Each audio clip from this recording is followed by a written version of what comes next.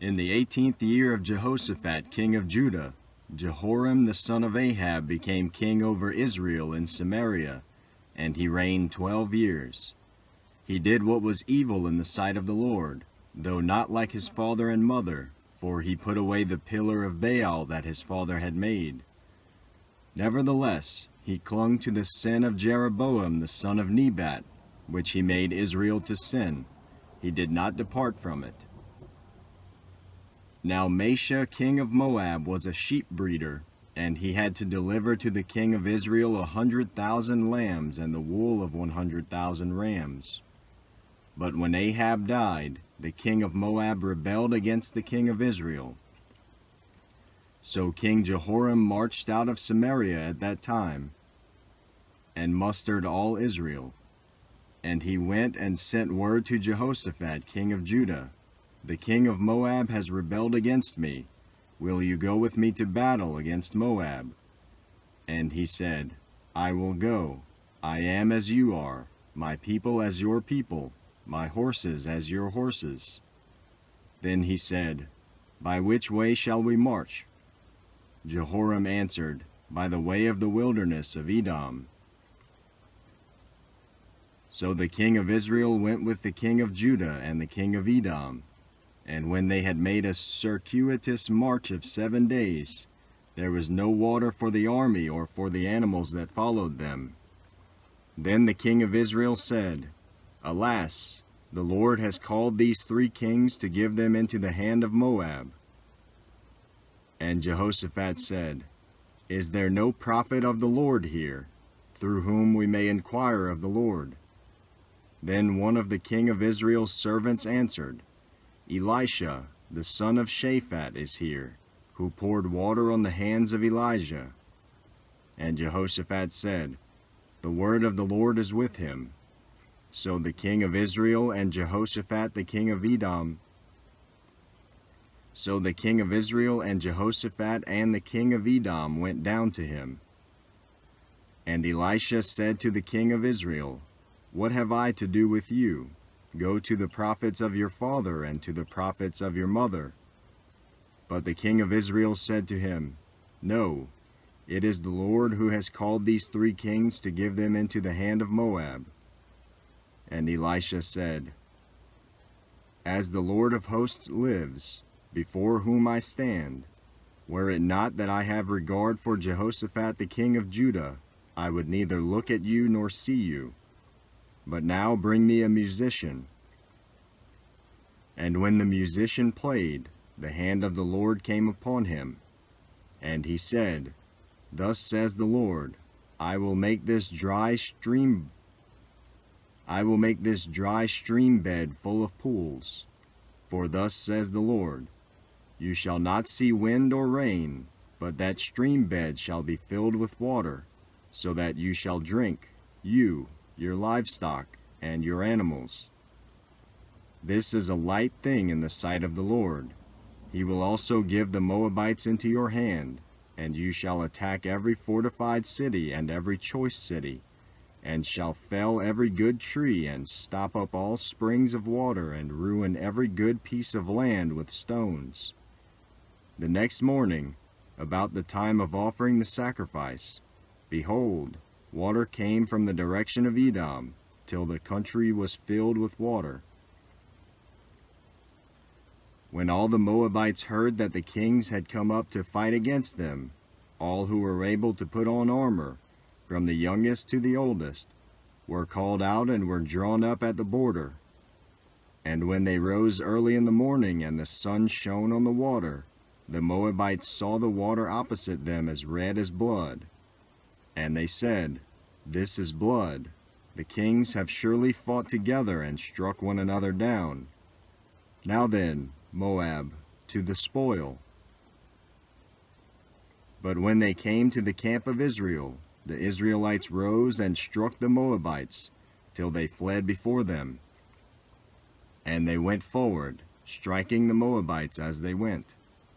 And they overthrew the cities, and on every good piece of land every man threw a stone until it was covered. They stopped every spring of water and felled all the good trees, till only its stones were left in Kir Hareseth, and the slingers surrounded and attacked it. When the king of Moab saw that the battle was going against him, he took with him 700 swordsmen to break through, opposite the king of Edom, but they could not. Then he took his oldest son who was to reign in his place and offered him for a burnt offering on the wall. And there came great wrath against Israel, and they withdrew from him and returned to their own land. Now the wife of one of the sons of the prophets cried to Elisha, "Your servant my husband is dead, and you know that your servant feared the Lord, but the creditor has come to take my 2 children to be his slaves." And Elisha said to her, "What shall I do for you? Tell me, what have you in the house?" And she said, "Your servant has nothing in the house except a jar of oil." Then he said, "Go outside, borrow vessels from all your neighbors, empty vessels and not too few. Then go in and shut the door behind yourself and your sons and pour into all these vessels.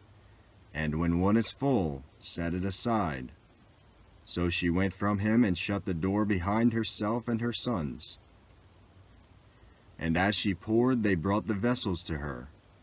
When the vessels were full, she said to her son, "Bring me another vessel." And he said to her, "There is not another." Then the oil stopped flowing. She came and told the man of God, and he said, "Go, sell the oil and pay your debts, and you and your sons can live on the rest." One day Elisha went on to Shunem, where a wealthy woman lived, who urged him to eat some food. So whenever he passed that way, he would turn in there to eat food. And she said to her husband, "Behold now, I know that this is a holy man of God who is continually passing our way. Let us make a small room on the roof with walls and put there for him a bed, a table, a chair, and a lamp, so that whenever he comes to us, he can go in there." One day he came there, and he turned into the chamber and rested there. And he said to Gehazi his servant, "Call this Shunammite." When he had called her, she stood before him. And he said to him, "Say now to her, See, you have taken all this trouble for us. What is to be done for you? Would you have a word spoken on your behalf to the king or to the commander of the army?"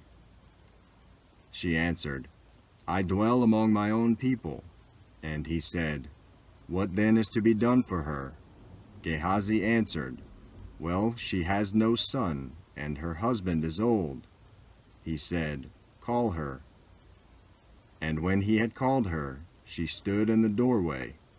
And he said, "At this season, about this time next year, you shall embrace a son." And she said, "No, my lord, O man of God, do not lie to your servant." But the woman conceived, and she bore a son about that time the following spring, as Elisha had said to her. When the child had grown, he went out one day to his father among the reapers. And he said to his father, "Oh, my head, my head." The father said to his servant, "Carry him to his mother." And when he had lifted him and brought him to his mother, the child sat on her lap till noon, and then he died. And she went up and laid him on the bed of the man of God, and shut the door behind him, and went out. Then she called to her husband and said, "Send me one of the servants and one of the donkeys, that I may quickly go to the man of God and come back again." And he said, "Why will you go to him today?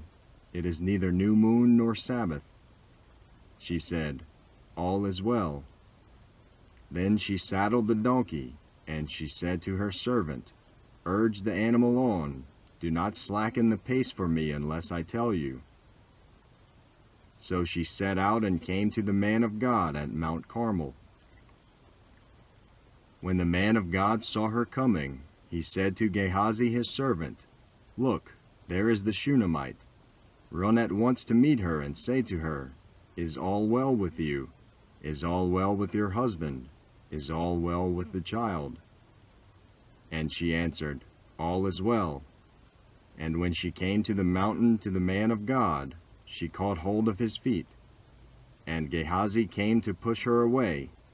But the man of God said, 'Leave her alone, for she is in bitter distress, and the Lord has hidden it from me and has not told me.' Then she said, 'Did I ask my Lord for a son? Did I not say, Do not deceive me?' He said to Gehazi, 'Tie up your garment and take my staff in your hand and go. If you meet anyone, do not greet him, and if anyone greets you, do not reply. And lay my staff on the face of the child.'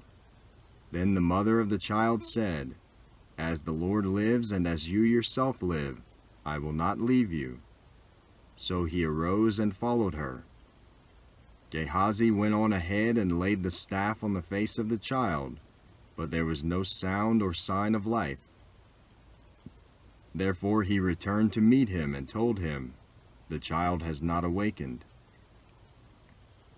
When Elisha came into the house, he saw the child lying dead on his bed.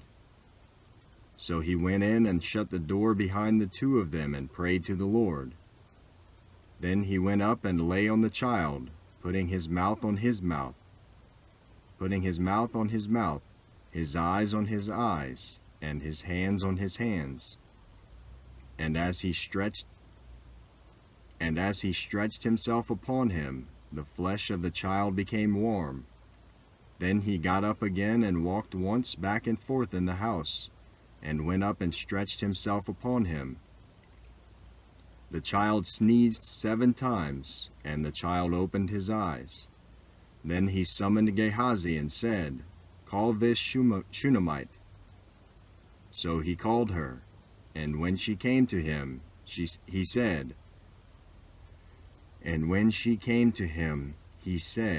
'Pick up your son.' She came and fell at his feet, bowing to the ground. Then she picked up her son and went out. And Elisha came again to Gilgal when there was a famine in the land. And as the sons of the prophets were sitting before him, he said to his servant, 'Set on the large pot, and boil stew for the sons of the prophets.'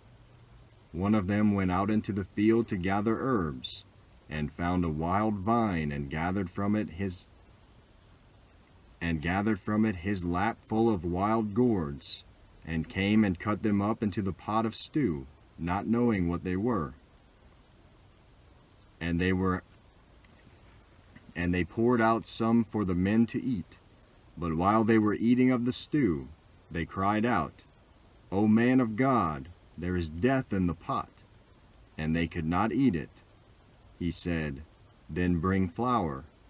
And he threw it into the pot and said, 'Pour some out for the men, that they may eat.' And there was no harm in the pot. A man came from Baal Shalisha, bringing the man of God bread of the firstfruits, 20 loaves of barley and fresh ears of grain in his sack.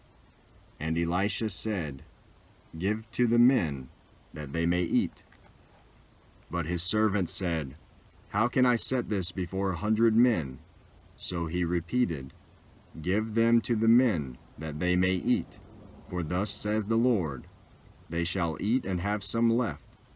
So he set it before them, and they ate and had some left, according to the word of the Lord.